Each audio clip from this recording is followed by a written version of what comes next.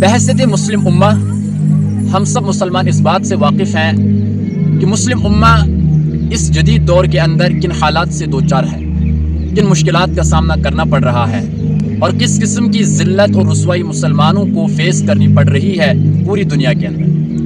نہ کہیں پر عزت، نہ کہیں پر بڑا مقام، نہ کہیں پر کوئی انفلوئنس، نہ کہیں پر کوئی پاور، چاہے پولیٹیکل پاور ہو، اکانومک پاور ہو، ایجوکیشنل پاور ہو یا مورل پاور ہو، ہر پاور سے ہم محروم ہو چکے ہیں، یعنی مسلم امہ۔ اور بدقسمتی کی بات یہ ہے کہ مسلمان یہ سارا بلیم زمانے کو کر رہا ہے کہ زمانہ خراب ہے، سرکمسٹنسز ہمارے فیور میں نہیں ہے، فلاں چیز کی وجہ سے یہ ہوا، فلاں چیز کی وجہ سے ہم پست ہو گئے، تو ہم زمانے کو برا بلا کہتے ہیں۔ اس پوری سچویشن کے پیچھے جو ریزن ہے وہ ہم زمانے کو ٹھہرا رہے ہیں۔ اسی بدقسمتی کو بیان کرنے کے لیے علامہ اقبال نے ایک شعر کہا، وہ شعر کیا ہے؟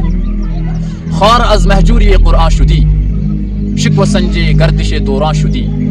علامہ اقبال مسلمانوں سے کہہ رہے ہیں کہ اے مسلم امہ، تم ذلت اور پسماندگی کے شکار ہو گئے، قرآن مجید کو چھوڑ کر، قرآن مجید کو ترک، قرآن مجید کو اگنور کرنے کے بعد تو ذلت اور رسوائی میں پڑ گیا، تو نے اپنا مقام اور اپنا منصب کھو دیا، یہ جو آپ کی پرومیننس تھی، یہ جو آپ کی گریٹنس تھی، یہ ختم ہو گئی بیکاز یو ٹوٹلی اگنورڈ دا قرآن۔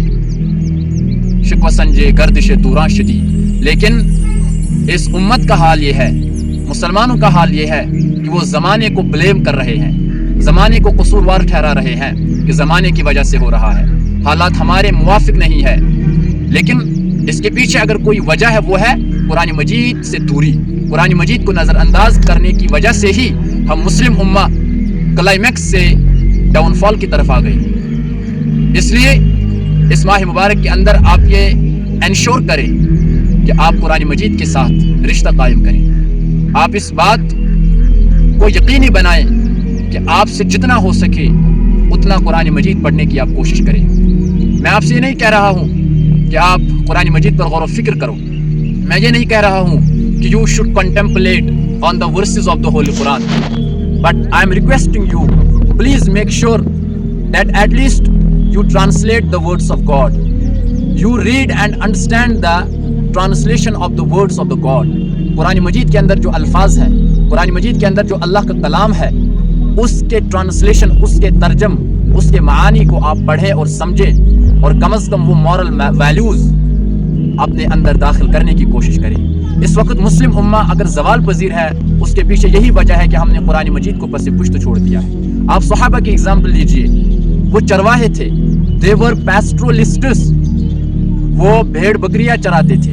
یہ جو صحابہ آپ کہہ رہے ہو یہ ہمیشہ سے صحابہ نہیں تھے، لیکن جو ہی اللہ کے رسول صلی اللہ علیہ وسلم نے ان کے سامنے اللہ کا کلام رکھا، یعنی قرآن مجید ان کے سامنے پیش کیا، تو انہوں نے اس کلام اللہ، اس قرآن مجید کے ساتھ وفاداری کی، اس قرآن مجید کو سمجھا اور پڑھا، تو وہ صحابہ دنیا کے امام بن گئے۔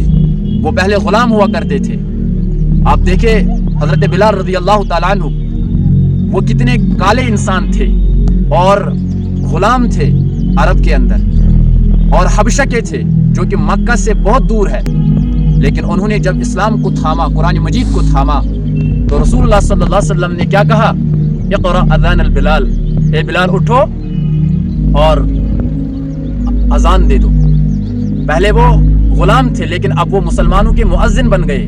رسول اللہ صلی اللہ علیہ وسلم نے خود اذان نہیں دی لیکن بلال سے اذان دلائی۔ تو یہ ہوتا ہے مقام جو ایک انسان کو اسلام کی وجہ سے ملتا ہے، جو ایک انسان کو قرآن مجید کی وجہ سے ملتا ہے۔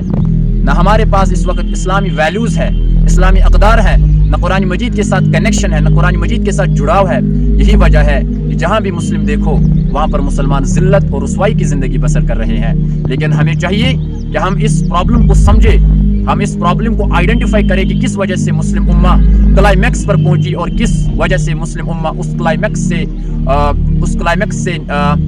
کلائمیکس سے زوال کی طرف آ گئی۔ اس فالٹ کو ہمیں آئیڈینٹیفائی کرنا ہے، پھر اپنے اندر سدھار لانے کی کوشش کرنی ہے۔ ممکن ہے کہ اس قرآن مجید کی وجہ سے، اس اسلام کی وجہ سے ہم پھر وہ بلندی، وہ مقام حاصل کریں گے جو اس وقت ہم کھو چکے ہیں۔